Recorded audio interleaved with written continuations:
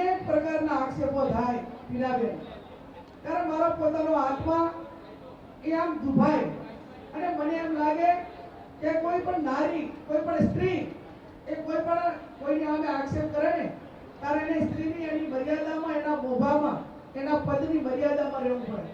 હમણાં પાલનપુરના માજી ધારાસભ્ય રેખાબેન ખાણેસા એ આક્ષેપ કરતા હતા કે ગેનીબેને દારૂના હટાવાળાના હપ્તા લઈને સંપત્તિ મેળવી છે.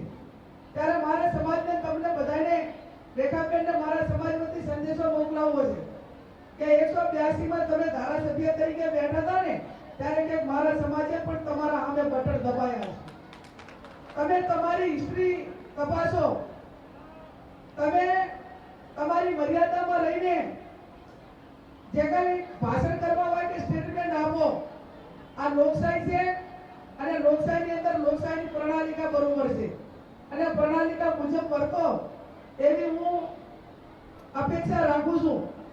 પણ સાથે સાથે એટલું પણ કહેવા માંગુ છું કે જ્યારે તમે ધારાસભ્ય તરીકે હતા ત્યારે આ પાલનપુર વિસ્તાર હોય કે સમગ્ર વિસ્તાર હોય એમાં ક્યાંય દારૂમાં રેડ પાડવામાં, કોઈ બુટલેગરો પર કેસ કરવામાં કે ક્યાંય કોઈને મદદ કરવામાં તમારું ચાહે નામ આવ્યું હોય અને એવી તમારી પાસે હિસ્ટ્રી હોય તો તમે તપાસ કરીને મૂકજો તો અમે તમને અભિનંદન આપશું.